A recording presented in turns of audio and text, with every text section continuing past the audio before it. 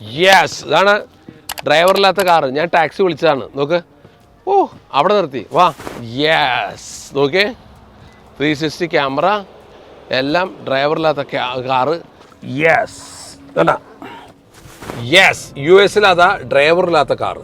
ഞാൻ അതിൽ ടാക്സി ആയിട്ട് വിളിച്ചിരിക്കുന്നത് ഡ്രൈവറില്ലാത്ത കാറ്. കണ്ടാ എൻ്റെ പൊന്നുമക്കളെ, ഡ്രൈവറില്ലാത്ത കാറ്. നോക്ക്, ഈ ഡ്രൈവറില്ലാത്ത കാറ് പോണത് വളരെ സിമ്പിൾ മെത്തേഡ് പോലെയാണ് തോന്നുന്നത്. കാരണം ഇതിനകത്ത് ചലിക്കുന്നതും ജീവനുള്ള എല്ലാ വസ്തുക്കളും സ്ക്രീനിൽ കാണും. ഗ്രീൻ കണ്ടാൽ ഞാൻ അവൻ വിടും. കാരണം അവന് കറക്റ്റായിട്ട് അവൻ സെൻസ് ചെയ്ത് പോകണം. നോക്ക്, വളരെ സിമ്പിളായിട്ടാണ് പോണേ. കാണുമ്പോൾ വളരെ സിമ്പിൾ. ഇതിന് സെൻസർ ചെയ്താണ് സംഭവമൊക്കെ വർക്ക് ചെയ്യണത്. ഡ്രൈവറില്ലാത്തത് കണ്ട 3 മിനിറ്റ് കൊണ്ട് ഞങ്ങൾ എത്തുന്ന എഴുതി കാണിക്കുന്നു. 12:20 എത്തും. ഞങ്ങൾ പറഞ്ഞ സ്ഥലത്ത് നോക്കൂ, കണ്ട ഇത് സിറ്റിയുടെ അകത്ത് മാത്രമേ ഉള്ളൂ. അങ്ങനെ ഡ്രൈവറില്ലാത്ത കാറിലും യാത്ര ചെയ്തു, അങ്ങനെ ആദ്യമായിട്ട്.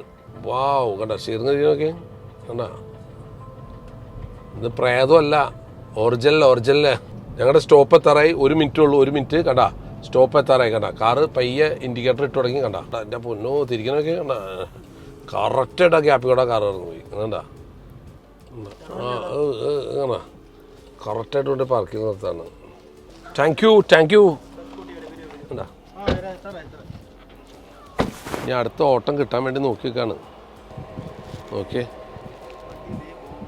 പോവാണ്. ഇനി അടുത്ത ആൾക്ക് ഓട്ടത്തിന് പോകണം. നോക്കി പോയി. അടിപൊളി.